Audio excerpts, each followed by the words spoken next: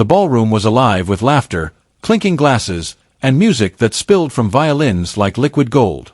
But beneath the chandeliers and the polished marble, silence hid in plain sight.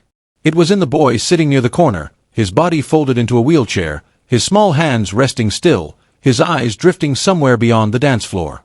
His presence was like a shadow, always there, yet invisible to those who chose not to see him. And above that shadow loomed his father, a man whose name carried weight across continents, a billionaire wrapped in the kind of power that silenced entire rooms when he entered. His tuxedo was crisp, his watch gleamed, his posture was unshakable. But his eyes, sharp and distant, barely flicked toward the son seated just feet away. To him, the boy was fragile, broken, a reminder of imperfections his wealth could not erase. The music swelled, couples twirled in grace, and waiters moved like clockwork between tables, carrying silver trays heavy with champagne. No one dared disturb the rhythm. No one dared cross boundaries. Until she did. A young black waitress, apron tied loosely around her waist, moved past the tables with the practiced steps of someone who had learned to survive invisibility. Yet when her eyes fell on the boy, something in her heart refused to keep walking. His small frame seemed locked inside his chair, but his eyes carried a longing, a rhythm waiting to be heard. She placed her tray down, ignoring the stares, ignoring the sharp breath of another server who whispered her name in warning.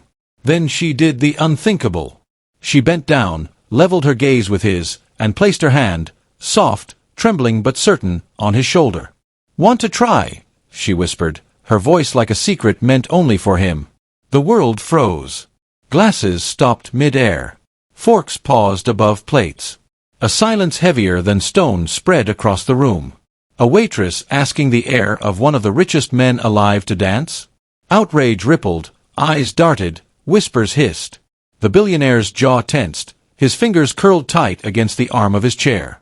But the boy's lips trembled into something no one expected. A smile. Small. Fragile. Pure. His arms, thin and hesitant, lifted. He nodded.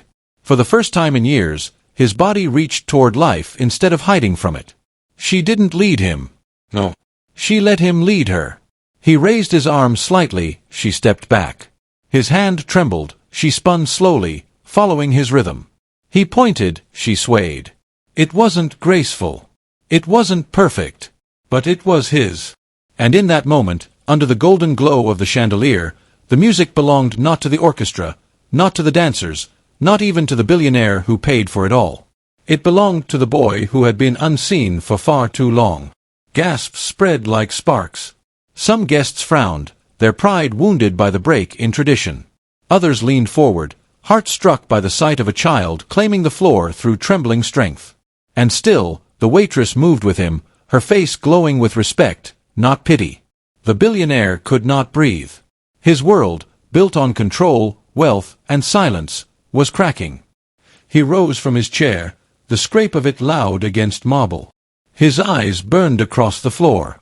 He was the man who owned the city's tallest buildings, who dined with presidents, who commanded respect with a glance. But here, before all of them, his empire was threatened not by rivals, not by failure, but by the soft hand of a waitress daring to give his son dignity. The boy's movements grew bolder. He lifted his chin.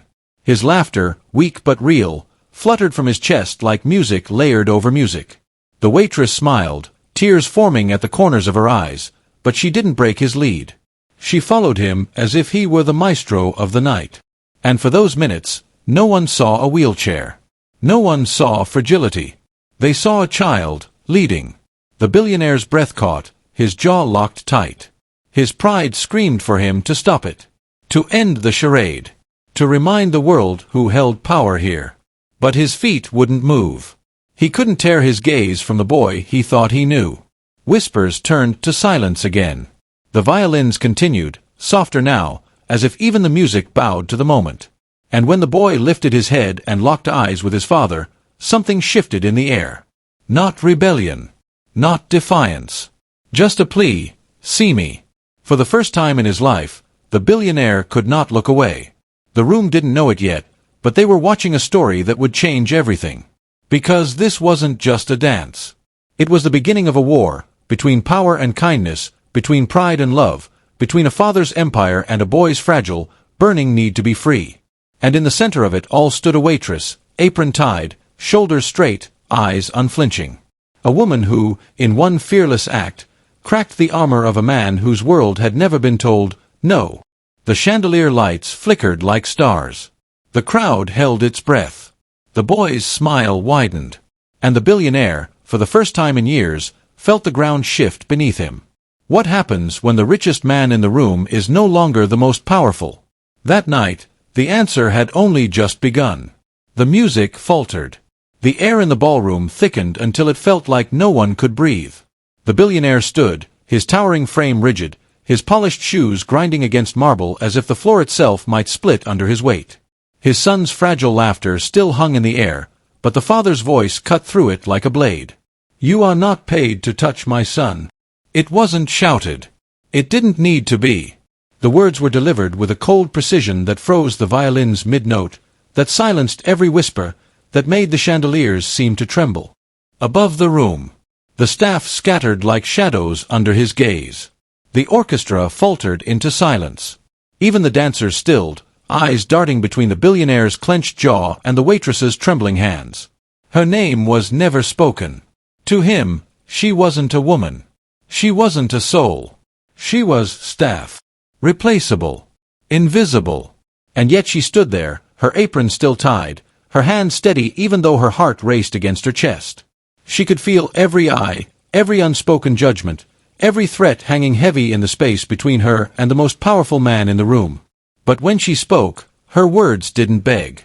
They didn't apologize. They cut through the silence with a softness sharper than steel. "He led," she whispered. A ripple moved across the guests. The boy, still in his chair, still glowing from the brief taste of freedom, looked up at her like she was the only one who had ever seen him. His fingers tightened on the armrest. His chest rose and fell, fast and unsteady. He had led. He had done something no one had ever let him do. And the waitress, this ordinary black woman in an apron, was the only one brave enough to admit it out loud. "Not me," she continued, her eyes locked on the billionaire. "For once, he led." Gasps. Murmurs. Some guests lowered their eyes, unable to bear the storm that was about to fall. Others looked at the waitress with something like awe, though none dared speak it aloud. And the boy, his fragile body trembling, reached out. His hand touched the sleeve of his father's jacket. Small fingers clutching expensive fabric. His eyes pleaded silently, "Don't take this from me." But pride was a fortress too strong, and the billionaire's face didn't soften. His lips curled into a blade of a smile, cold and practiced. "Remove her," he ordered, waving his hand to the nearest security staff. The men in black suits moved quickly, their expressions blank, their eyes fixed anywhere but on the boy in the chair. "No!" The sound broke from the boy's throat. Weak. Raw. But it was enough to stop the room. For years he had lived in silence, his voice too fragile to cut through the weight of his father's world. But in that moment, desperation gave him strength. "Please, Dad." The word cracked something. Not just in the billionaire, but in everyone who heard it. Dad. Not father, not the rehearsed tone of a boy raised in luxury, but the voice of a child begging the man he loved most not to take away the one thing that made him feel alive. The billionaire faltered. His polished smile slipped, just for a moment. His eyes flickered down to the boy's tear-streaked face. Confusion crept in where anger had ruled. His son had never spoken like this. Never defied him. Never reached across the gulf of silence that had separated them. The waitress lowered her head, her body trembling now that the weight of it all pressed down. She braced herself for the end of her job, for the humiliation, for the punishment that always came when someone like her crossed a line drawn by someone like him. But even with her eyes lowered, she stood straight. She didn't regret what she had done. If she had given the boy even one memory of joy, even one moment of dignity, it was worth losing everything. The guests shifted in their seats. Some turned their faces away, unwilling to witness what came next. Others sat frozen, their hearts thundering with the tension of a battle not fought with fists or weapons, but with a trembling voice, a proud command, and the courage of one woman refusing to be ashamed of kindness. The boy's tears fell faster, dripping onto the sleeve of his father's jacket. The billionaire's chest rose and fell, his perfect composure crumbling under a storm he didn't know how to name. His world had always been built on control, on order, on silence. But here was his son, fragile and small, breaking that silence with a single word. That. Security hesitated. The staff looked at the billionaire for confirmation. The entire room hung suspended in the space between two choices: crush the moment, erase it forever, or let it live. The waitress closed her eyes. She braced herself. But then something strange happened. The billionaire didn't repeat his order. His lips parted, but no words came. His eyes, sharp as knives moments before, now lingered on his son. Not with tenderness. Not yet. But with confusion, as though he was seeing a stranger. And the boy, sensing the hesitation, held his father's sleeve tighter. His small voice, broken and trembling, filled the silence again. "Please, don't." The billionaire's chest tightened. He looked from the waitress to his son, from her courage to his tears, and for the first time in years, doubt slipped into his certainty. The waitress straightened, her voice trembling but unbroken. He just wanted to be seen. Even if it was only for a moment. Her words sank into the marble floor, into the air, into the spaces the music had left behind.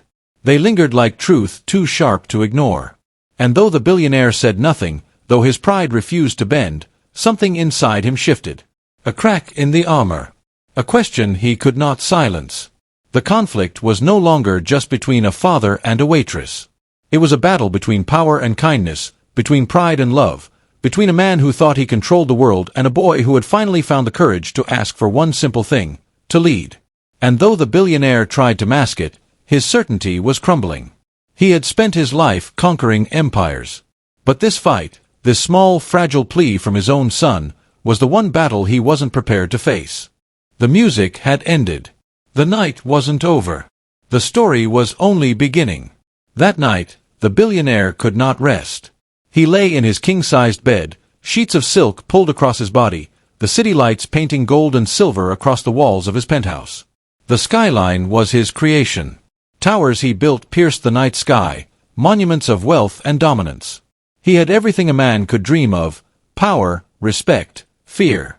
And yet, the sound of his son's trembling voice cut deeper than the silence that wrapped around him. "Please, Dad." Those words replayed like a broken record, each repetition heavier than the last. He closed his eyes, but all he saw was his son's face. The boy's fragile hands clutching his sleeve. The small tears slipping down soft cheeks. And worse, the joy. The joy that waitress had pulled out of him. Joy he had never been able to give. He rolled over, restless. For decades, he had believed money could shape anything. He had bought loyalty, bought silence, bought beauty, bought respect. But he couldn't buy what that woman had given his son in just a few trembling dance steps. By dawn, his empire felt like a cage. The contracts, the meetings, the endless empire he had built, all meaningless compared to the question gnawing at his chest: had he been blind to his own child? The next evening, he returned to the ballroom. Alone. No gala. No orchestra. Just an empty hall lit by dim chandeliers, the floor polished to a shine that reflected back every shadow. He told himself he was there to think, to breathe, to silence the echo of last night. But when he pushed open the heavy double doors, he froze. She was there. The waitress. Still in her uniform, apron tied. She wasn't serving now. The tables were gone. She moved across the floor with slow, careful steps, practicing. One hand on her hip, the other outstretched, as if she were guiding an invisible partner. Between each step she bent down, picked up crumpled napkins, wiped stray spots from the marble. A woman serving even in her stolen moments. A woman invisible to the world, but refusing to let invisibility erase her spirit. Their eyes met. She stopped, startled, but didn't cower. He expected her to tremble, to beg for forgiveness, to explain herself away. But she didn't. She stood tall, her chest rising steady, her eyes meeting his like two storms colliding. "You shouldn't be here," he said, his voice low, calculated. "Neither should you," she replied. Silence. Heavy. Electric. He took a step forward, his polished shoes echoing across the empty hall. "You humiliated me," he said, his words sharp, his pride still clinging to the memory of stares, of whispers. She shook her head. No. I gave your son something you wouldn't. His jaw tightened. You crossed a line. Her voice broke through the air, softer but stronger than anything he had heard in years. Your son can do more than you believe. You just don't let him try. The words struck him like a blow. He had faced rivals in boardrooms, men who tried to take his empire apart brick by brick. He had faced politicians, journalists, enemies hiding behind power. None of them had pierced him like this woman's truth. He had spent his life demanding control, chasing perfection, building a kingdom of stone walls and iron rules. But behind those walls, his own son had been suffocating. Before he could respond, the sound of wheels rolling over marble filled the air. He turned. His son, sitting in his chair, quiet, but with eyes brighter than he'd seen in years. The boy must have followed. Or maybe he had been brought by fate. The waitress smiled softly and walked toward him. She didn't bow. She didn't wait for permission. She simply knelt beside the boy and asked, "Want to lead again?" His father's breath caught. This was the moment. The line he could not allow to be crossed again. His pride screamed to end it. To shout. To pull his son away. To remind the world, and himself, that he alone decided what happened in his empire. But his feet didn't move. The boy lifted his hand. Trembling. Fragile. Yet filled with something his father had never seen before. Determination. He nodded. The waitress took his hand and rose slowly, letting him guide her across the empty ballroom. The boy's arms shook, his movements clumsy. Yet step by step, he pulled her forward, spinning her gently, raising his hand as if conducting the music that wasn't there. The billionaire's eyes locked on them. And for the first time in his life, he didn't see weakness. He didn't see fragility. He didn't see shame. He saw strength. In every tremor. In every imperfect step. Strength that had been buried under his own shadow for too long. The waitress never overpowered him, never corrected him. She followed. She honored each movement as if it were flawless. And the boy's face, his face glowed. His laughter spilled into the air, filling the hollow ballroom with something richer than the most expensive orchestra. The billionaire's chest tightened. His throat burned. His empire, the towers, the money, the endless power, felt small compared to this. He had thought the world would collapse if he loosened his grip. But it hadn't. His son was leading. And the world hadn't ended. It had begun. The father turned away, his eyes burning with emotions he had never allowed himself to feel. Shame. Regret. Oh. For the first time, he realized the truth. His son had been waiting all along, not for wealth, not for doctors, not for perfection. But for permission. Permission to lead. Permission to live. The waitress looked over her shoulder, locking eyes with him once more. She didn't need to speak. The message was clear. This wasn't about her. It wasn't even about him. It was about the boy, the child he had overlooked, the heir who had always been more than the limits placed on him. The billionaire exhaled slowly, the weight of years pressing down on him. His son spun the waitress clumsily, laughter echoing like light breaking through storm clouds. And for the first time, the father didn't fight it. He let it happen. He let his son lead. And in that simple, fragile moment, a man who thought he ruled the world learned he had never truly ruled the most important part of it, his own heart.